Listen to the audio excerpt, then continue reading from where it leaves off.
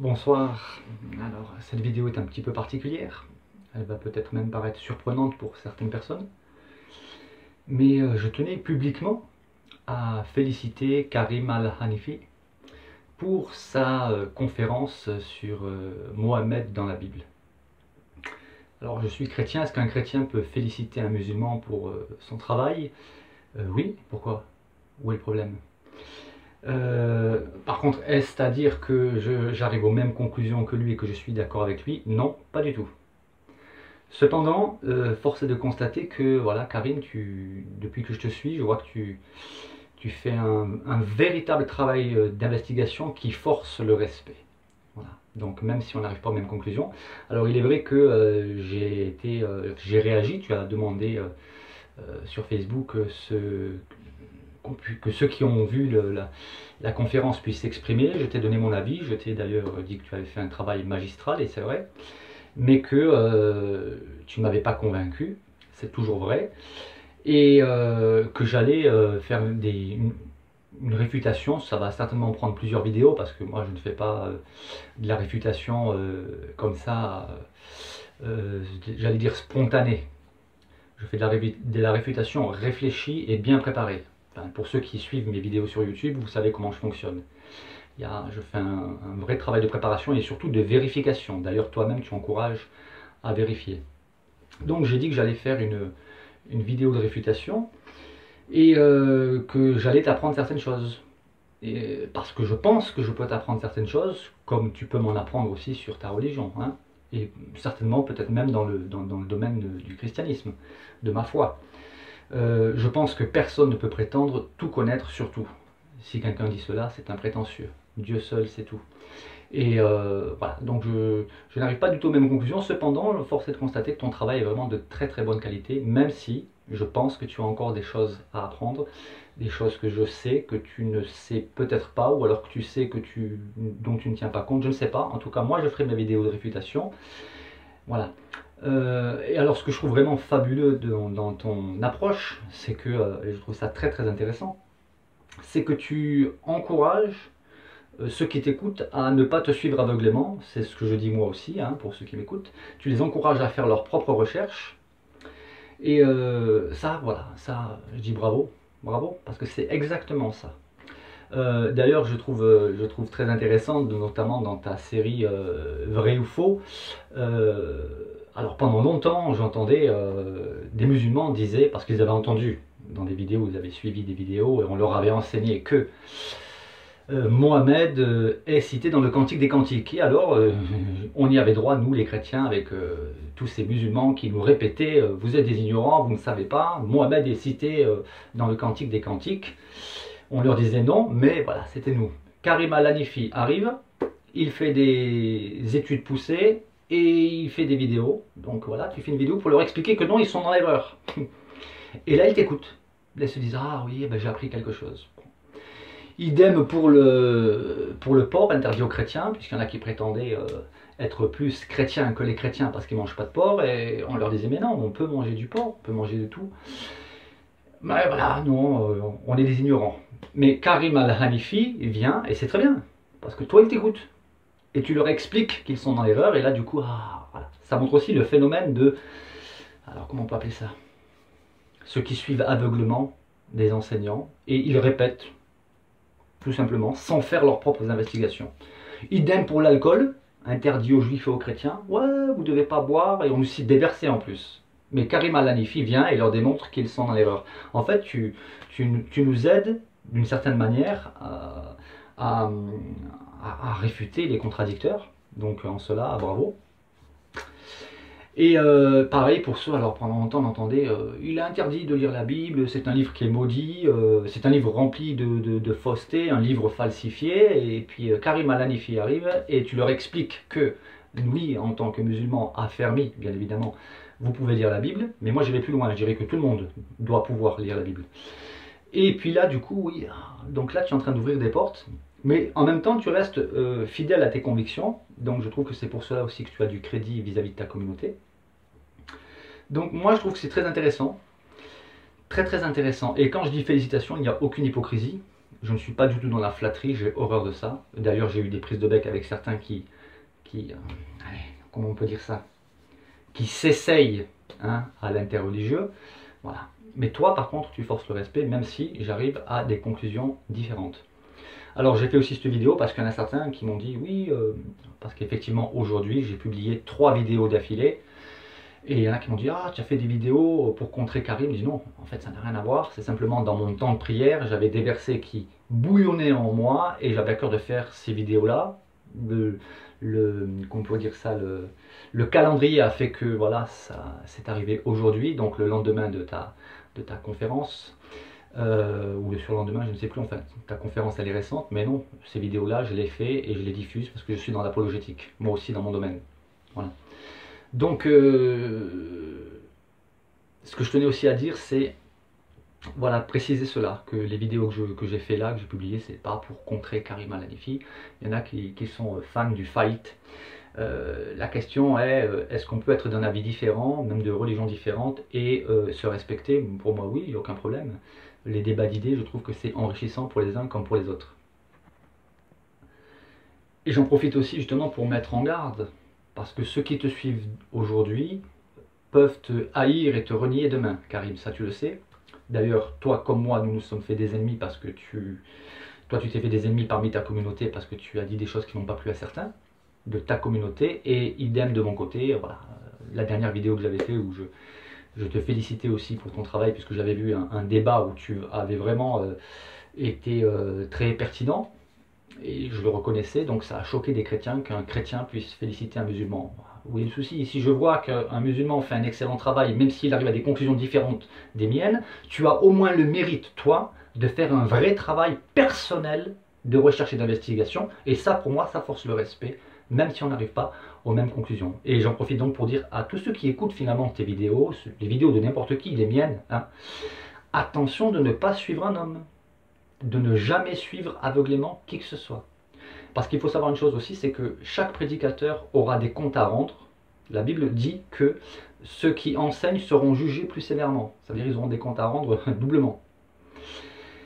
Et sachez aussi que chaque croyant, quand il comparaîtra devant Dieu, vous ne pourrez pas dire oui, mais Karim Al-Hanifi m'a enseigné ceci, William Conductier m'a enseigné cela, tel autre pasteur m'a enseigné ceci. Ça ne tiendra pas devant Dieu, parce que nous sommes tous, chacun individuellement, responsables de ce en quoi nous croyons. Ça, c'est une responsabilité individuelle devant Dieu. Dieu nous a donné à tous un cerveau, avec des capacités différentes pour les uns pour les autres, mais on a tous le minimum syndical, si je puis dire. Et le cerveau, c'est un organe qui s'entretient et que l'on peut faire évoluer. Il faut le faire travailler. Mais il y en a, ce sont des paresseux, des feignants. Ils suivent aveuglément tel personnage, et il y en a qui tombent dans des sectes. Comment des personnes peuvent-elles tomber dans des sectes? Parce qu'elles suivent aveuglément des gourous. Donc tout prédicateur qu'il soit, tout enseignant qu'il soit, a une lourde responsabilité, mais il peut aussi induire en erreur. D'ailleurs, toi, Karine, tu le dis aussi, et je le confirme, c'est que nous sommes tous sujets à l'erreur. Et moi, j'accepte qu'on me reprenne si on me démontre, puisque je suis chrétien par les Saintes Écritures, que je suis dans l'erreur. Voilà. Donc, ça c'est une chose. Alors maintenant, pour conclure, ah oui, je voulais dire aussi autre chose, c'est qu'effectivement, donc je vais prendre le temps, j'ai déjà pris des notes, hein, mais je vais prendre le temps de faire des séries de vidéos pour te donner mon approche, mon point de vue par rapport à tout ce que tu as avancé. Hein. Donc tu as fait un excellent travail, mais il y a des choses avec lesquelles je ne suis pas d'accord, et je suis en droit de les exprimer. Après tu en feras ce que tu veux, et ceux qui t'écoutent en feront aussi ce qu'ils veulent. Alors comme je dis par exemple que je pense que j'ai des choses à t'apprendre, comme tu as aussi des choses certainement à m'apprendre, et je suis tout oui d'ailleurs, pourvu que tu me le démontres par la parole de Dieu. Moi voilà, je vais te donner un exemple de quelque chose que je peux t'apprendre, parce que notamment j'ai relevé quelque chose dans ta conférence, tu as parlé de l'actualisation. C'est vrai, c'est quelque chose de biblique, c'est quelque chose qui était pratiqué par les disciples, par les apôtres, par les enseignants. Et tu as dit, et tu as donné quelques exemples, par exemple, de certains textes de l'Ancien Testament, qu'on trouve cités dans le Nouveau Testament, et quand on lit les versets dans leur contexte de base, en fait, ça n'a rien à voir. Donc, est-ce que tu sais pourquoi, par exemple, il y a des prophéties comme ça qui, quand on les lit dans le contexte, n'ont rien à voir. Et dans le Nouveau Testament, elles prennent toute leur valeur doctrinale d'un point de vue biblique. Ça, c'est une première question. Et une deuxième question, d'après toi,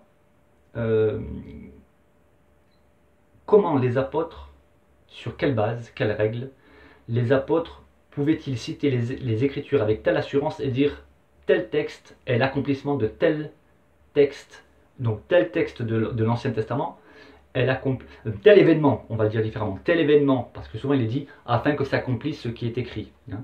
Donc, comment, sur la base de quoi, une base solide, hein, les apôtres pouvaient-ils dire cet événement est l'accomplissement de telle écriture qu'on trouve dans l'Ancien Testament. Hein, selon qui il est écrit, c'est une expression qui revient souvent. Donc d'après toi, sur quelle base? Un fondement solide, hein, parce qu'on ne peut pas se permettre comme ça de prendre les saintes écritures de l'Ancien Testament pour les interpréter de manière tordue.